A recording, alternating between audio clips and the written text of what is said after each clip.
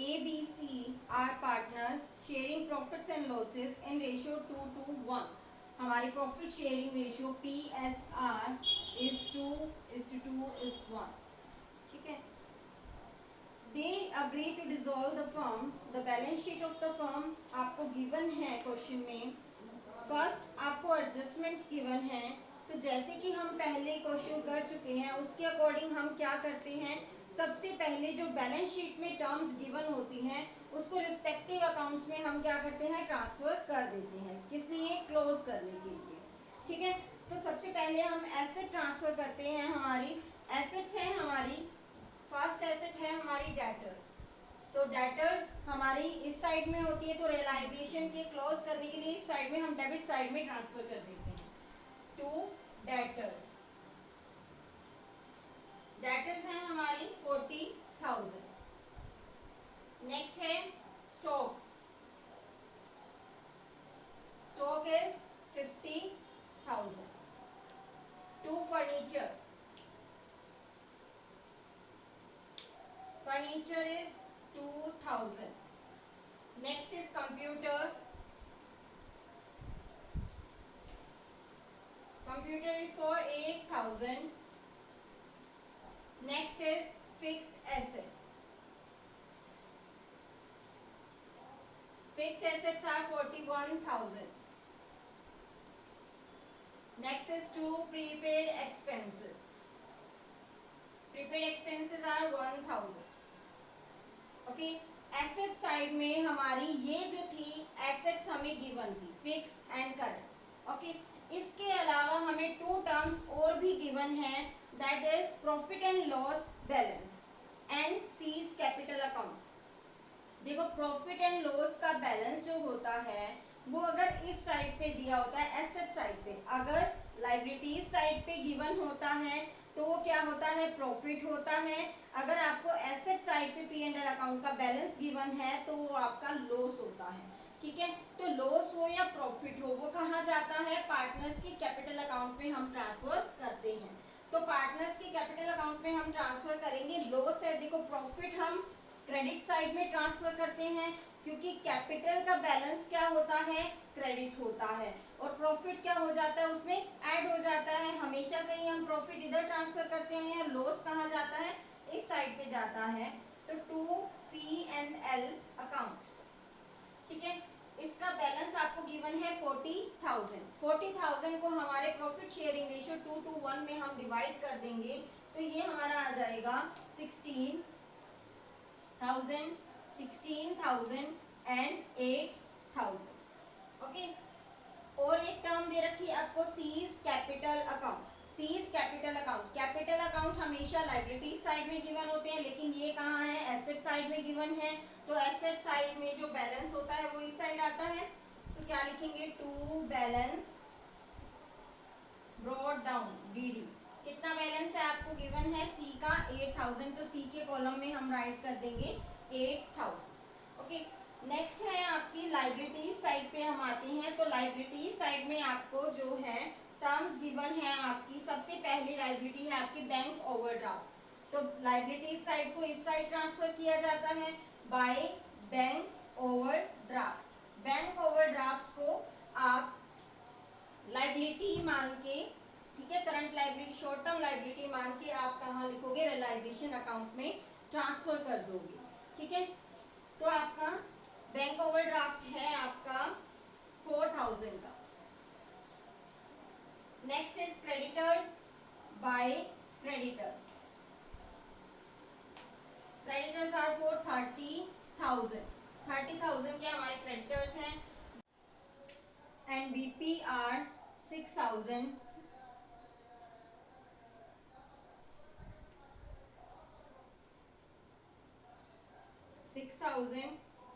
And next हमारा जो है बीज वाइफ लोन. बी की वाइफ का जो लोन है वो क्या है, थर्ड पार्टीज लोन है.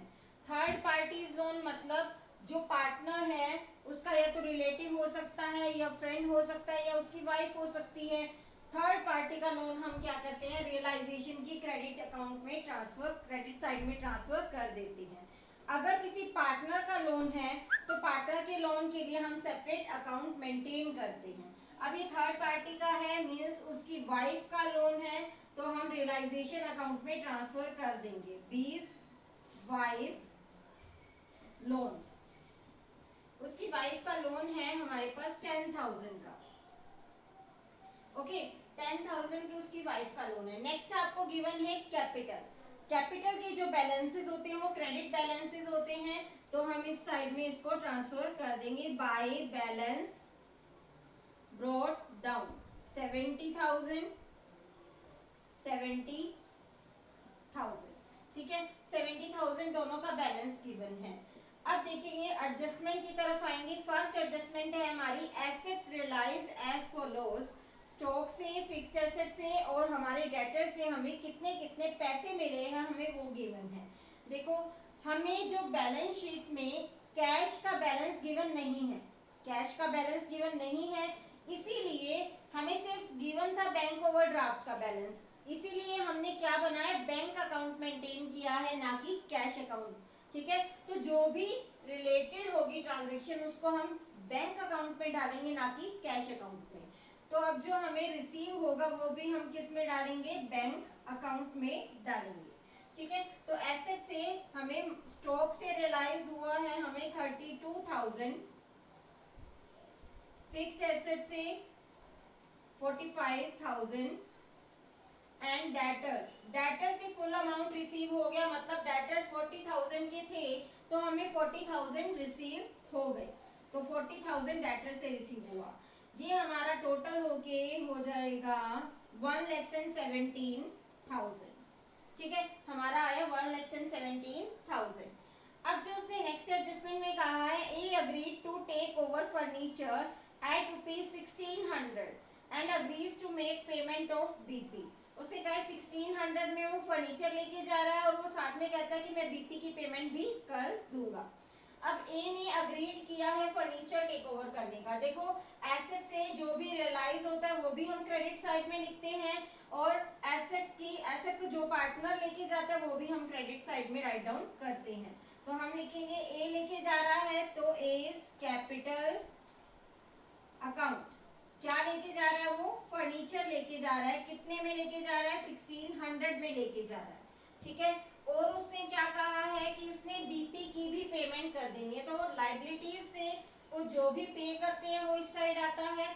सेकेंडली, जो पार्टनर लायबिलिटी लेके जाता है वो भी इसी साइड आता है। तो ए लेके जा रहा है तो एज कैपिटल अकाउंट, क्या वो लायबिलिटी बियर कर रहा है, बीपी की। बीपी कितने थे, 6,000, तो 6,000 वो कहता है कि मैं पे कर दूंगा। अब साथ के साथ ये जो कैपिटल अकाउंट वाली टर्म्स है हम कैपिटल अकाउंट में भी ट्रांसफर कर देंगे। देखो, एज कैपिटल अकाउंट इस साइड है तो हम इस साइड ले आएंगे बाय रियलाइजेशन अकाउंट, क्योंकि रियलाइजेशन अकाउंट से हम ट्रांसफर कर रहे हैं तो नेम किसका आएगा, रियलाइजेशन अकाउंट का।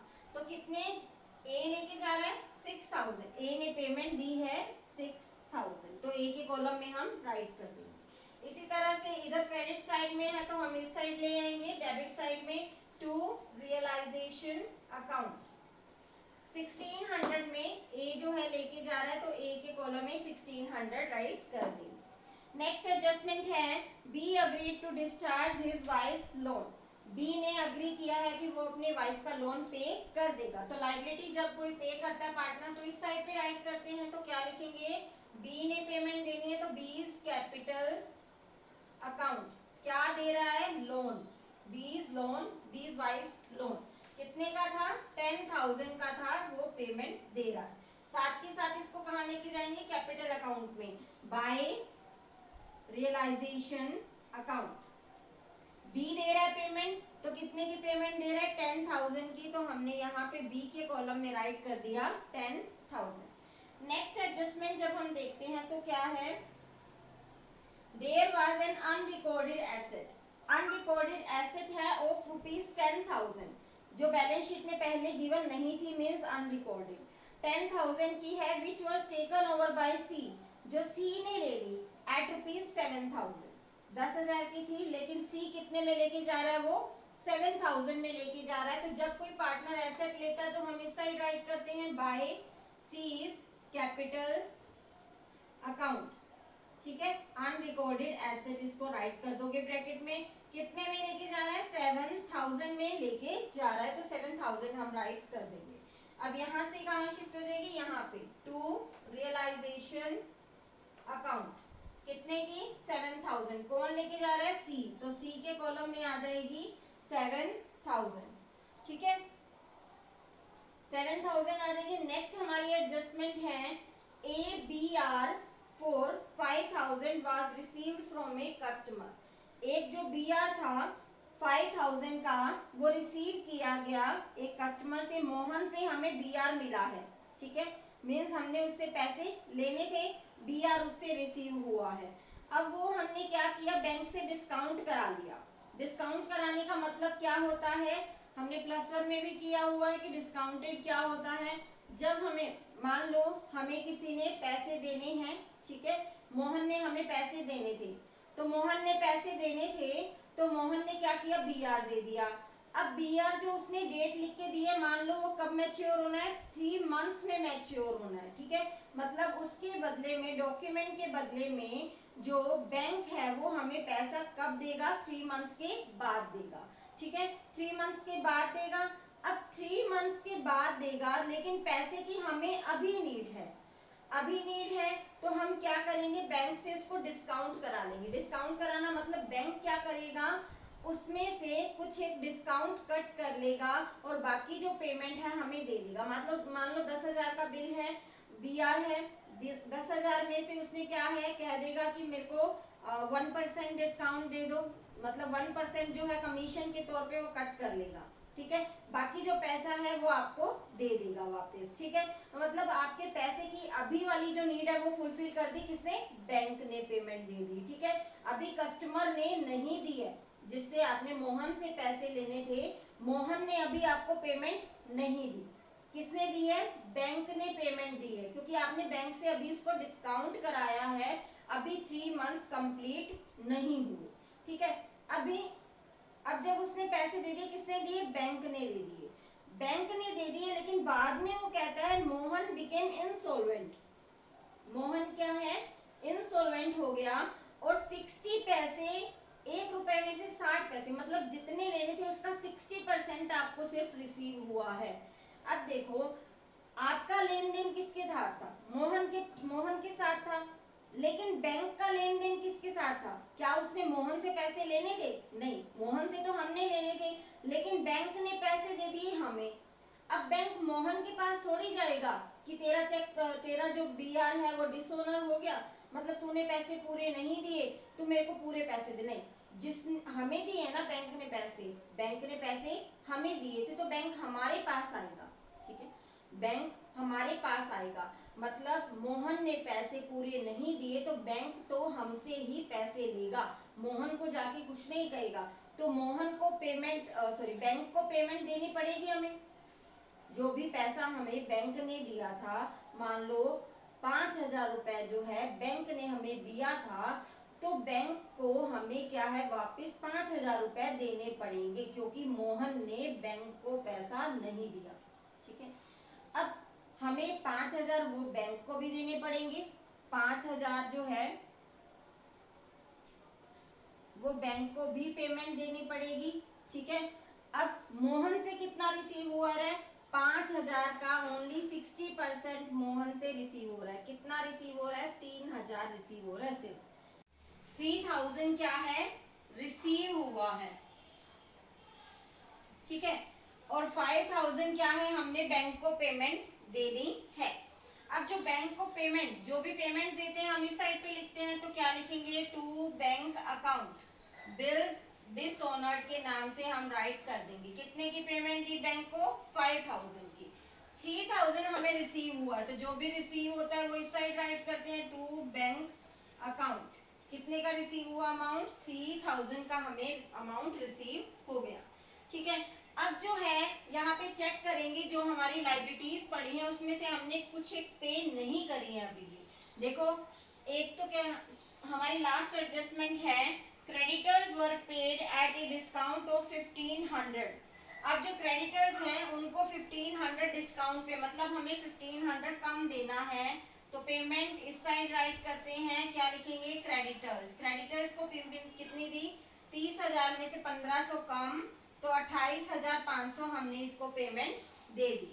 ठीक है, तो 28,500 जो हमने इसको पेमेंट दी है, अब उसके बाद चेक करेंगे कि और कोई पेमेंट करनी बाकी तो नहीं है, क्योंकि पेमेंट हमें बिना कहीं भी करनी है, चाहे क्वेश्चन में कहा है चाहे नहीं कहा। मतलब देखो, क्रेडिटर्स की पेमेंट होगी, बीपी की भी होगी, इसकी भी होगी, वाइफ के लोन की भी। बैंक ओवरड्राफ्ट रह गया, तो बैंक ओवरड्राफ्ट की हम पेमेंट कर देंगे बैंक अकाउंट।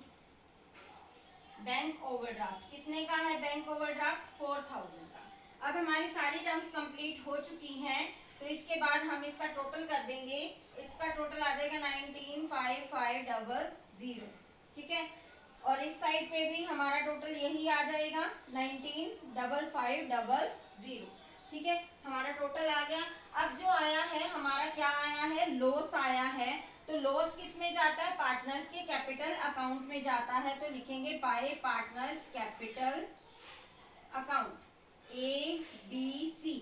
कितने में डिवाइड करेंगे, 2 to 1 में। और हमारा लॉस आ रहा है यहाँ पे 16,900। इसको डिवाइड करोगे आप 2 to 1 में, तो आपका आ जाएगा 6,760 एंड 3,380। इसके बाद हमने ये क्या करना है, लॉस को ट्रांसफर करना है। लॉस इस साइड आता है हमारा, तो हम लिखेंगे टू रियलाइजेशन अकाउंट। लॉस क्या है हमारा, 6,760,383 ठीक है, ये हमारा आ गया लॉस। अब इसके बाद हमने क्या करना है, कैपिटल अकाउंट्स को बैलेंस कर लेना है। कैपिटल अकाउंट को बैलेंस करोगे तो आपका आ जाएगा, देखो, टू बैंक अकाउंट, हमने पेमेंट देनी है। यहाँ पे बैलेंस बचेगा टू बैंक अकाउंट का, हमने पेमेंट देनी है कितने की, 51640 एंड 57240। बैलेंस हमने निकालना पहले भी सीखा हुआ, इसीलिए मैंने डायरेक्टली इसको राइट डाउन कर दिया। इतनी इसको पेमेंट देनी है। ऑल्सो इस साइड क्या है, बैंक, इस साइड जो भी बैलेंस आता है कि उस पार्टनर से हमने पेमेंट लेनी है। बाय क्या हो जाएगा, बैंक अकाउंट, इससे पैसे आएंगे हमारे पास 26,380, 26,830। ठीक है, और हम सभी का बैलेंस फाइंड आउट कर लिया।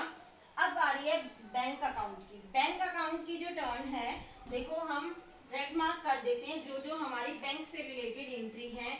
बैंक से रिलेटेड हमारी 1 2 3 ये सब क्या है, बैंक में जाएंगी। ये वाली एंट्री है बैंक अकाउंट की, और ये वाली एंट्री है बैंक अकाउंट की। और यहाँ पे कौन कौन सी एंट्री है, बैंक अकाउंट की एक ये एंट्री है, और बैंक अकाउंट की एक ये एंट्री है। ठीक है, तो ये हमारी एंट्रीज जो हैं वो बैंक अकाउंट से रिलेटेड है।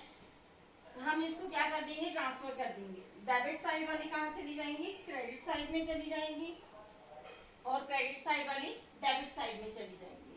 तो हम इसको राइट करते हैं, यहाँ पे आ जाएगा टू, कहाँ से जा रही है, रियलाइजेशन से। टू रियलाइजेशन अकाउंट हमारा आ जाएगा, देखो सबसे पहले 1,17,000 हमने जो है एसेट जो है हमने सेल करी थी। ठीक है, और किससे है, बैंक अकाउंट, ये हमें रिसीव हुई है। टू रियलाइजेशन 3,000 का हमने ये रिसीव किया था अमाउंट। ठीक है, ये भी हो गया।